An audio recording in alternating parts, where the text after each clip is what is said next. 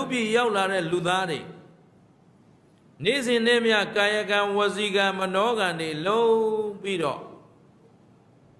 တရားမသိအသိတရားမရှိဘဲနဲ့တရားနဲ့လျော်အောင်မနေတတ်ကြလို့ကာယကံအမှားဝစီကံအမှားမနောကံအမှားတွေနဲ့အပယ်သွားကြတဲ့ပုဂ္ဂိုလ်တွေရောမြတ်စွာဘုရားမမြင်ဘူးလားဟောလူလောကမှာရောက်ခိုက်ကိုတတိပညာနဲ့ထိမ့်ချောင်းပြီးတော့ငါဘဝကိုအရှုံးမခံဘူးလူဘဝလူပိသအောင်ကြိုးစားမယ်လူလိုပြောမယ်လူလိုဆိုမယ်လူလိုကြံမယ်လူလိုလုပ်မယ်ဟုတ်ပလား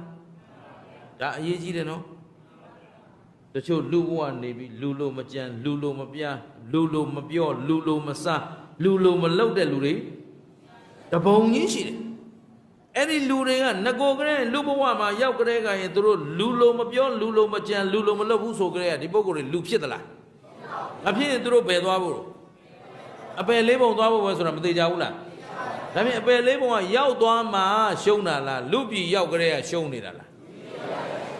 အဲ့ဒါပတ်ထား